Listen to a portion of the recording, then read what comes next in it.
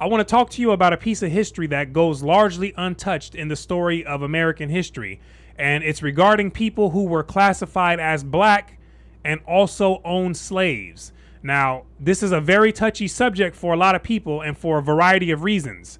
One of those reasons being that some people only want to have a very specific storyline of history told in their own mind. And that's because the storyline that they tell is what allows them to continue to blame people, point the finger at people, and to direct their frustration at certain people. And what I want to say is that it's not a long-term therapeutic solution, right? It's just not.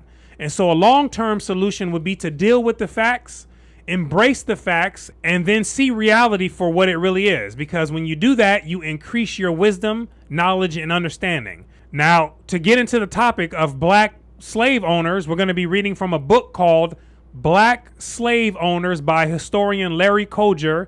And so we're going to open up the book right now so most of us can get some new understanding.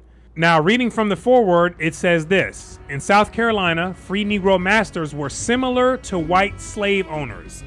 Both exploited the labor of slaves with the desire for profits. So Mr. Koger is already starting out getting to the bottom of things by saying both blacks and whites owned slaves, and they owned them for the purpose of making money. And this is part of what people leave out when they mention anything at all about blacks owning slaves, right? They leave this part out. What they will tell you is other reasons, but they'll keep this part out, right? And they'll make it seem that blacks had no involvement whatsoever in the money-making part of the slave-owning process, right? In the slave-owning institution. But Mr. Koger here, he isn't one of those people. He has enough integrity to tell people the truth, right? No matter how much people don't like it or don't want to hear it.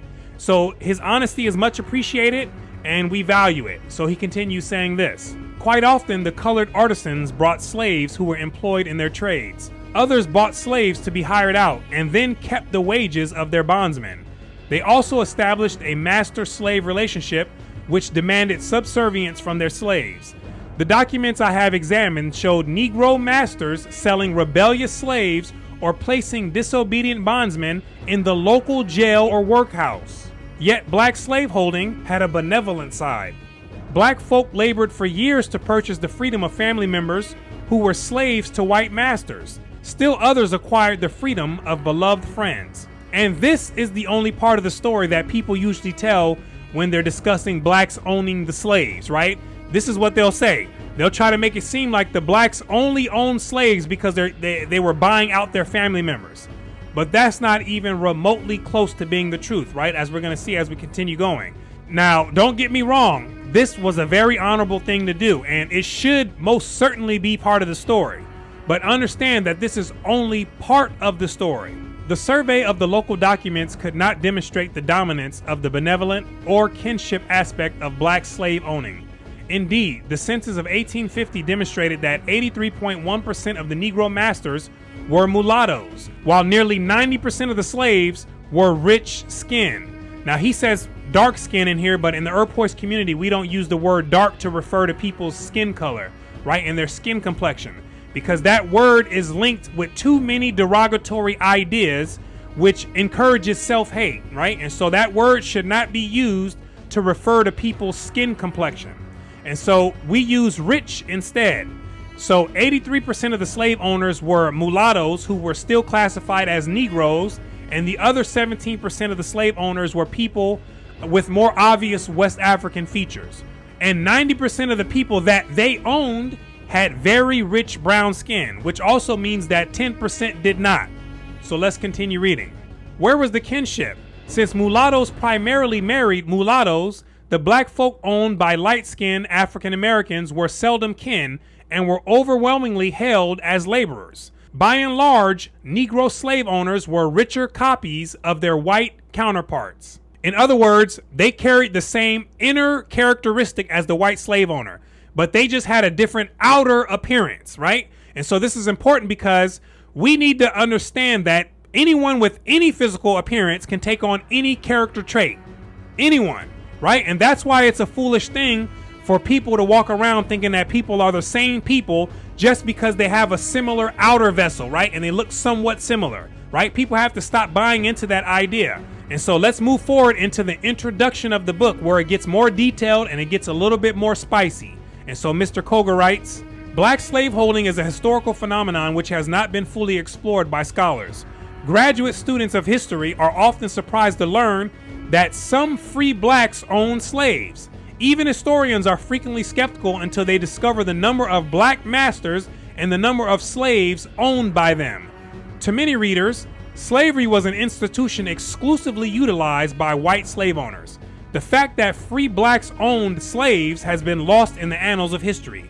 Yet at one time or another, free black slave owners resided in every southern state which countenanced slavery, and even in northern states, in Louisiana, Maryland, South Carolina, and Virginia.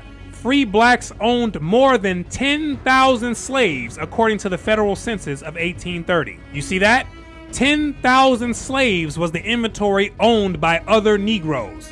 Now, did they care one bit about sharing a similar ancestry with the slaves? Or did they care more about the profits and the greenbacks that they were going to put in their pockets?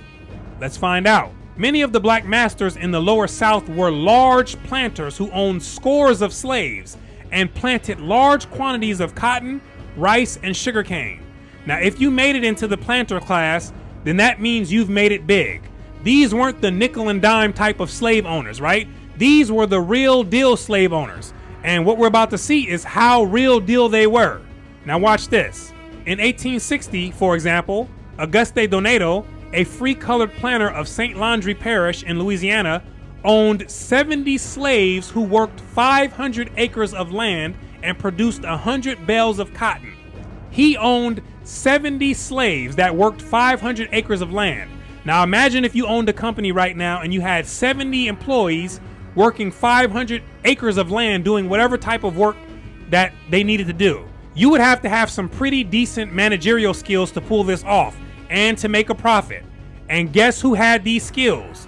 The Negro slave master. Now let's keep going. About 600 miles to the east of Louisiana in the county Sumter, South Carolina, William Ellison, a free colored planter, used the labor of 70 slaves to cultivate 100 bales of cotton in 1861. Now, there's an entire book written on William Ellison called Black Masters, and this Negro slave master, he made more profits than nearly all the white slave owners that were in his area.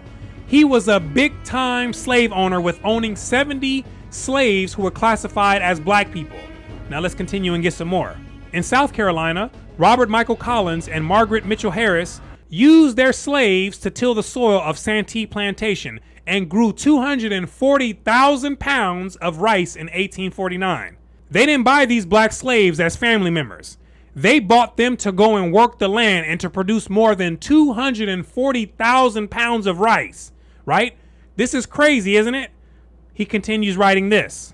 In 1860, Madame Cyprian Riker and her son Pierre Riker, free mulattoes of Iberville Parish, owned 168 slaves. The joint operation of mother and son used the labor of slaves to produce 515 hogsheads of sugar in 1859. Now look at this. Now just when we thought the other Negro slave masters were doing it big, we run into a mother and son duo who together owned more black slaves than the other two combined, right? This is what was happening during this time. And so he writes this. Yet not all of the black masters were planters from the South. In fact, the city of New York had 8 black slave owners who owned 17 slaves in 1830. Even all the way up in the North, we find records of blacks owning other blacks. They were all over the place owning other blacks like pieces of furniture, right? In short, the institution of black slave owning was widespread, stretching as far north as New York and as far south as Florida, extending westward into Kentucky, Mississippi, Louisiana, and Missouri. One may ask, where did these free black masters come from? Many of them were former slaves who were manumitted because of their kinship ties to whites, while others were emancipated for meritorious military duty, faithful service, or saving a life, as well as other reasons. But the majority of black masters never knew the dehumanization of slavery because they had been born of free black parents. However, the ranks of the slave master included not only free blacks, but also nominal slaves. In many instances, blacks who were not legally emancipated assimilated into free black communities and later became slave owners. So they were all doing it, and for various reasons. buying family members being one of them, and big profits being the major reason for doing it. Let's keep going. Once freed, the black masters obtained slaves by various methods. Many of the colored slave owners inherited slaves from black relatives as well as white kinfolk. A few black masters owned slaves in West Africa and transported their slaves to the New World.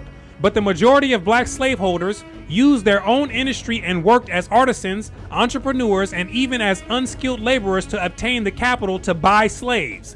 The acquisition of slaves by Afro-Americans was the result of various factors. Many free blacks bought relatives who were slaves to white masters, which we talked about being an honorable thing. But also thinking about it, this is really something that you would expect a close family member to do anyways, right?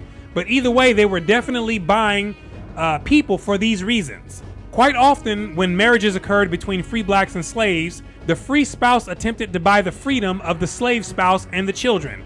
Also, marriages between slaves occasionally saw one spouse emancipated while the other remained in bondage. Consequently, the former slave tried to obtain the liberty of loved ones in servitude. Some of the slave purchases were not caused by the bond of kinship, but by humanitarianism.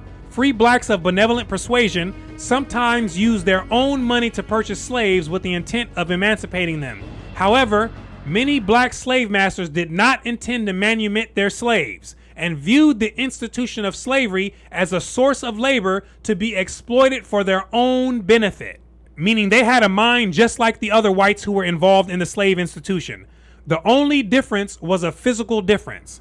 The slave owner who was black and the white slave owner would have had much more in common than the black slave owner and the black slave, right? That's the reality of the situation, and that's what we have to deal with. Just like someone like Michael Jordan, he has more in common with his white American billionaire friends than he does with a middle-class black American person. The middle-class black American could look just like Michael Jordan. They can look like twin brothers, and that would still not change the fact that Michael Jordan would rather go smoke a cigar and sit on a yacht and talk business with his white American billionaire friends, because they have much more in common, right? From the way that they think, the way that they look at life, the way they interpret their reality, right? This is simple stuff that we're talking about right here. So he goes on to write this. Indeed, free blacks not only used the labor of slaves to till the soil of their farms and plantations, but also purchased slaves to work in their businesses as skilled and unskilled laborers. Others bought slaves to be hired out. These black masters hired out their slaves to non-slave owners and appropriated the proceeds from the labor of the slaves to help support themselves.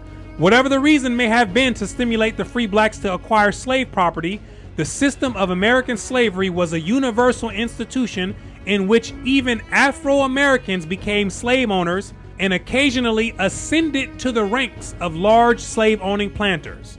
Within the community of slaveholders, there were free blacks who bought slaves for humanitarian reasons and broke the laws of South Carolina to maintain the freedom they granted their slaves. Yet black slaveholding in South Carolina was primarily a commercial venture, and the attitudes and actions of colored masters appeared to be similar to those of white slave owners. In essence, free black masters embraced many of the attitudes of the white community even while they remained on the fringe of society. So there we go. Blacks did in fact own other blacks, and they owned them for a number of reasons. But the main reason that they owned them was to make money. And there's a lot of people living today whose primary goal is to profit and to make money. And they will do this by any means necessary, regardless of what color they are. And they could care less about the damage that it does to people who look somewhat similar to them. They can care less about it, right? Just look at the rappers and the drug dealers if you want to see an example of it for yourself. So hopefully this has allowed someone to glean something out of this video, and you have learned something that has been of benefit to your understanding. I want to thank you for watching all the way until the end. My name is Brooklyn St. Michael, and I'll see you in the free world.